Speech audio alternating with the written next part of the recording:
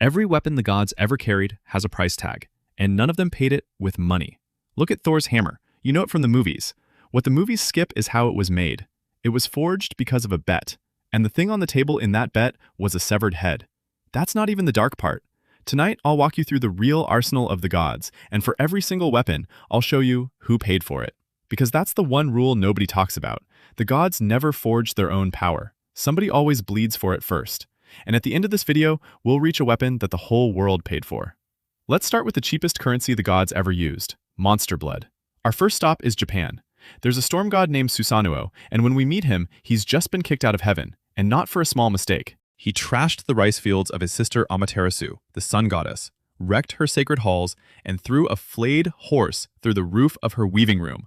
She was so horrified, she locked herself in a cave, and the whole world went dark. Heaven's verdict? A divine, dishonorable discharge, stripped of status, thrown down to earth. And that's where he finds a crying old couple. 7 of their daughters have already been eaten. The eater is Yamata no Orochi, a serpent so huge its body covers 8 valleys, with 8 heads and trees growing on its back like a forest. The 8th daughter is next on the menu. Susanoo sees his one shot at redemption, and he doesn't fight fair. He brews 8 vats of strong sake and sets them out like a buffet. 8 heads, 8 vats. The serpent drinks itself unconscious, and Susanoo carves it into pieces. But when his blade hits the tail, it chips. Something inside the tail is harder than his own sword. He cuts the tail open, and inside the monster's flesh sits a blade. Kusanagi, the grass-cutting sword. And here's the part people miss. Susanoo doesn't keep it. He sends it up to Amaterasu, the sister whose world he destroyed. The greatest sword in Japanese mythology started as an apology gift. So the price of Kusanagi was 7 eaten daughters, 1 dismembered monster, and 1 god's entire reputation. Sounds expensive? The next weapon cost a family. We're going to the Aztecs, and Aztec myths don't do happy endings. A mother goddess named Coatlicue is made pregnant by a ball of feathers falling from the sky. Her 400 sons call it a family disgrace, and their sister Xiuhcoatl leads all of them up the mountain to kill their own mother. And just as they reach the top, the baby decides he's not waiting. Xiuhcoatl, god of war and the sun, is born in that exact second, fully grown, fully armed. And in his hand, there's already a weapon. Xiuhcoatl, the fire serpent, a living snake made of pure solar flame, striking like a spear in his fist. No childhood, no choice. His first breath and his first kill happen in the same minute. He cuts his sister apart and hurls her from the mountain, then scatters the 400 brothers across the sky. The Aztecs said you can still see the crime scene every night. The brothers became the stars, and the dismembered sister became the moon. The price of Xiuhcoatl was an entire family, paid before its owner was even a day old. Monster blood, family blood. But some gods found a cheaper way to get their weapons. They just lied. And the best liar in mythology is about to bet his own head. Over a hammer you definitely know. Blood is expensive. Lies are free. Which is why the trickster god Loki got the best weapons in Norse mythology without spilling a single drop of his own. It starts with Loki shaving Thor's wife bald as a prank, and Thor promising to break every bone in his body. To survive, Loki gets the dwarves to forge her new hair out of living gold, and while he's down there, he spots an opportunity. He finds a second family of dwarf smiths, tells them the first family's work is unbeatable, and bets his own head that they can't do better. His head, that's the entry fee. The dwarves start forging, and Loki, being Loki, immediately starts cheating on his own bet. He turns into a fly and bites the smith working the bellows. Twice, the smith doesn't even flinch. But on the third item, Loki bites his eyelid so hard that blood runs into his eye. The smith wipes his face for 1 second. 1 second of lost heat, and the hammer comes out of the forge with a handle that's too short. That hammer is Mjolnir. The most famous weapon in Norse mythology is a factory defect. The gods judge the contest, and even Flawed, Mjolnir wins. It never misses, always returns, and it's the only thing giants truly fear. The dwarves come to collect Loki's head, and Loki lawyers his way out. "You own my head," he says, "but not my neck, so cut whatever you want without touching a single inch of it." The dwarves give up on the head and sew Loki's lips shut instead. So the price of Mjolnir was 1 bitten eyelid, 1 shaved wife, and 1 god's mouth sewn shut. Thor's hammer cost Thor absolutely nothing. That's the trickster discount. And the gods liked that discount so much they used it again, on a child. Loki has a son, a wolf puppy named Fenrir. The gods take him in, but a prophecy says this puppy will one day kill Odin himself. So they watch him grow, until feeding him becomes a job only one god is brave enough to do. The gods decide to chain him, but they frame every chain as a game, a test of strength. He breaks the first chain, everyone claps. He shatters the second, everyone claps again. Then the third chain arrives from the dwarves, and this one is different. Gleipnir. It looks like a silk ribbon. It's forged from 6 impossible things: the sound of a cat's footsteps, the beard of a woman, the roots of a mountain, the breath of a fish. You can't break it, because you can't fight something that isn't there. The gods bring the ribbon to Fenrir, smiling, and the wolf looks at the silk string, then at their faces, and understands everything. He says, "If this is really just a game, one of you will put your hand in my mouth while I'm tied, as insurance." The gods go silent, because agreeing means feeding a hand to a wolf, and refusing means admitting the whole game was a lie. If you're enjoying how dark this arsenal gets, hit subscribe. The weapons only get worse from here, and I mean that as a promise. The gods stand there, avoiding eye contact, and one god steps forward. Tyr, the god of honor and oaths, the one who fed Fenrir all those years. He puts his sword hand into the wolf's mouth, knowing exactly how this ends. The gods tie the ribbon. Fenrir strains, and the harder he pulls, the tighter it gets. He's caught, and he bites down. Tyr walks away with a stump, and the Norse called the wrist a wolf joint ever after. And here's what makes it worse. Gleipnir isn't even a weapon that hurts anyone. It's a piece of silk, but it's the most expensive item in the Norse arsenal, because its price was the honor of every god present, and the one honest god paid extra, in flesh. Which brings us to the gods who skip the middleman entirely, the ones who pay with their own bodies, up front.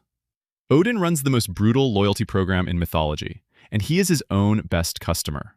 He wants wisdom, and the price at Mimir's well is 1 eye per drink. Odin doesn't haggle. He rips out his own eye and drops it in like a coin in a fountain. Later, he wants the runes, the source code of reality itself, and the price is higher. 9 knights hanging from the world tree Yggdrasil, stabbed with a spear, no food, no water, sacrificing himself to himself. That spear matters, because the weapon Odin carries is Gungnir, a spear that never misses, forged by the same dwarves as Thor's hammer. When Odin throws it over an enemy army, that entire army is marked as a sacrifice to him. Think about that design. A god who paid with his eye and his own hanging carries a weapon that makes every battle someone else's payment. Odin doesn't fight wars, he collects on them. But at least Odin only mutilates himself. The next spear made its owner destroy the one person he loved most. In Ireland lives Xiuhcoatl, the greatest fighter the island ever produced, trained by the warrior woman Xiuhcoatl, whose fortress was so feared it needed no walls.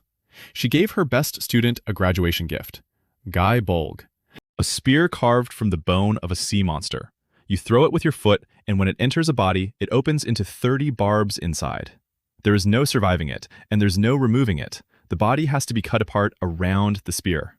1 target, 1 throw, 1 guaranteed corpse. And Xiuhcoatl is the only man alive who knows the technique. Then a young champion named Conla arrives from overseas, refusing to give his name, and defeats every warrior sent against him, so Xiuhcoatl steps up. The boy fights so well that for the first time in his life, Xiuhcoatl is losing. So he uses the spear, and the fight is over. And as the boy lies dying, he shows Xiuhcoatl the golden ring on his finger, the ring Xiuhcoatl left with a woman across the sea years ago, for the son he never met.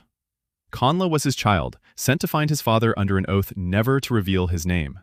The unbeatable spear worked exactly as designed. That's the problem. The price of Bolg wasn't paid at the forge. It was paid years later, in the only currency Xiuhcoatl couldn't afford. So far, every god has paid something: blood, honor, an eye, a son. But the smartest gods found the ultimate loophole. They don't pay at all. They send the bill to somebody else. Zeus, the king of Olympus, owns the most famous weapon in the world, the Thunderbolt, and he never forged a single spark of it. Rewind to before Zeus was king.